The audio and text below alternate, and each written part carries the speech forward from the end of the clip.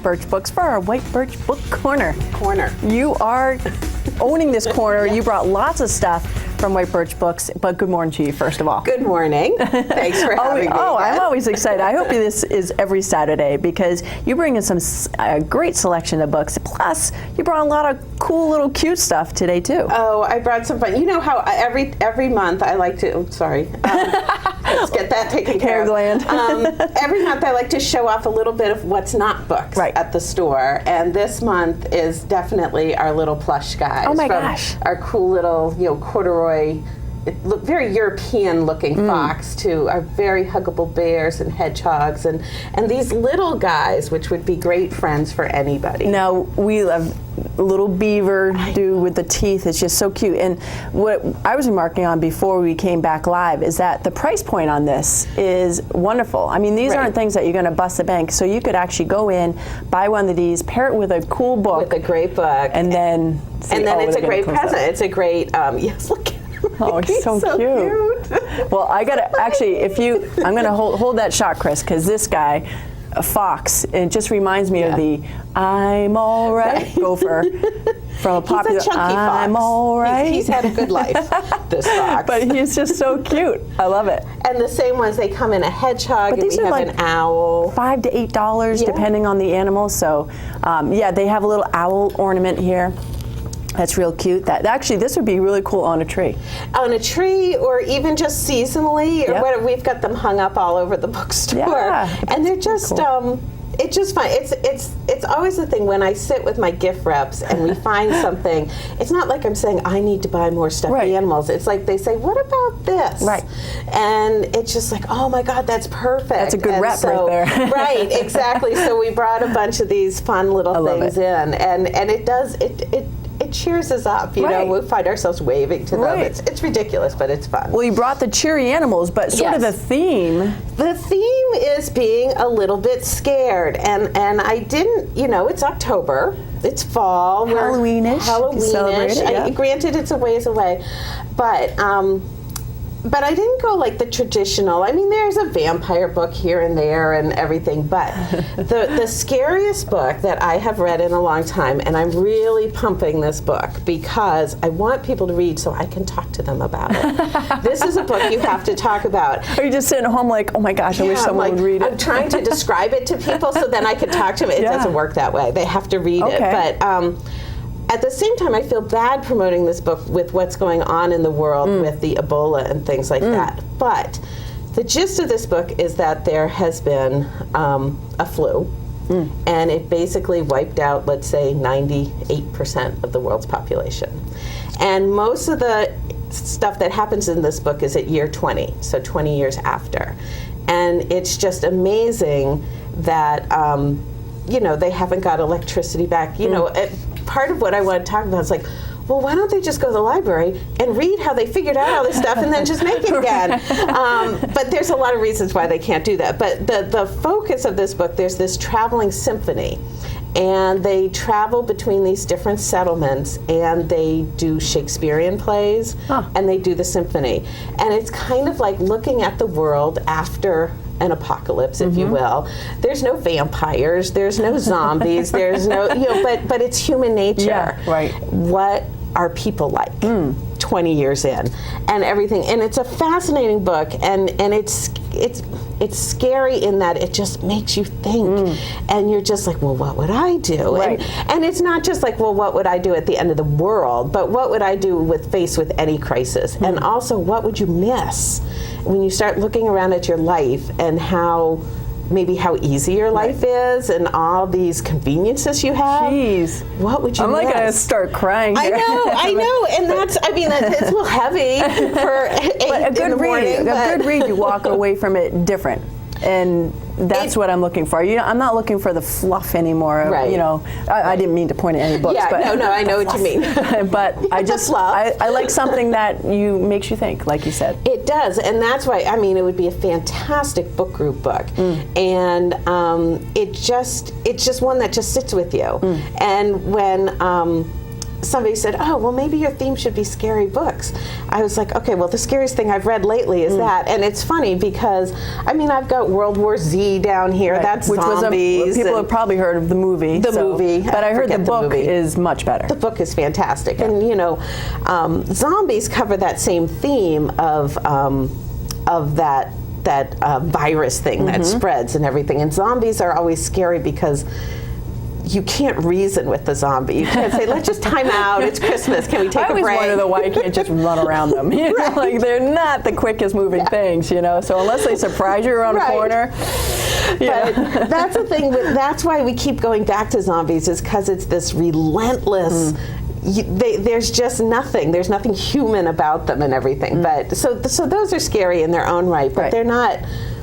You know, you don't percolate on that for a while. Right. You just or you could have a couple nightmares about it, but this is something, especially as a parent or some, you know, you think of your family and what you would do in that circumstance. Well, it's just like, what would you do if there's an emergency? Where would you go? And did you like go home and start doing your emergency kit? I maybe bought a few canned goods. Dried rice. Tried to be like, Mom, there's a 20 reserve, you know, things like that. All right. You do, start thinking about that. But there's some prepping going on. Yes. What is this one? I brought this one because I believe it was just yesterday, or maybe it was the day before, it was announced that Malala won the Nobel Prize. Wow, really? And she shared it with somebody else. I feel terrible to not know the other person's name, but... well, this related to what you know, so... Right. So this happens to be... She has... Her original book is basically written about, it's her autobiography, memoir, and it's for adults. This is a newer version that's come out for younger readers, and I think it's extremely important. I mean, if you see her on any shows or anything, and just some of the simple things she says, if it turns out the Taliban is afraid of a girl going to school and things like that. I think this is a great read, number one, for anyone, but certainly for young women, girls, to just get a sense of the world. Right. Well, and one of those things, like, be grateful for the privileges that you have. Kids will complain about knacky stuff, and you're like, this is what it's like somewhere. Here's so be appreciative and get to school. Right. And it also, it's a little girl power, and girls always need some girl power. That's right. I pump it up. So as the mother of boys, but I'm always reminding him. Girl power. It's always good to remind us. All right. So what's next? Well, again, back into the kind of things that stay with you and scare you. Unmanned here. I think I maybe talked about this on another show.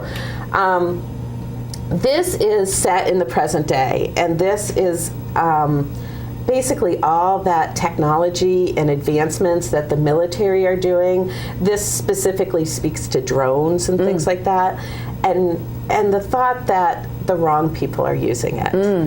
So the military can fly a drone into a war zone, and but what if it's flying it into your backyard and looking at you or listening to you or whatever? The wrong people are using it, and this is kind of a what if, if we don't keep the reins on that kind of technology, where might we be going and things like that. So that's another one that keeps you thinking, and maybe every time you hear a little buzz in the sky or people playing with those little planes. You're like running for cover from totally zombies and drones. Yes, I don't go out anymore. No, I suppose if I believed everything I read, I'd have no cell phones, no TV, I'd live in isolation, but you do have to get out there a little. So that's just kind of again, more of a present day, kind of more of a thriller, and definitely in the military zone. So I would say it skews to the more male reader or whatever. But I read it and liked it, certainly. Okay. And we'll move Mr. Moose for a second here. So this Good House one, this is another one that. Okay, this is set in the future. And I don't mean like the far future, just maybe 50 years. Okay.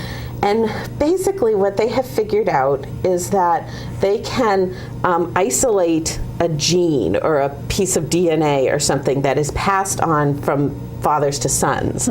And that gene could potentially make them violent or criminals. So the boys who are born with this gene, regardless, as young children, are brought to live in these places, basically think a giant, huge dorm or type of place, the good house. And they're kept there and taught to, fight their nature.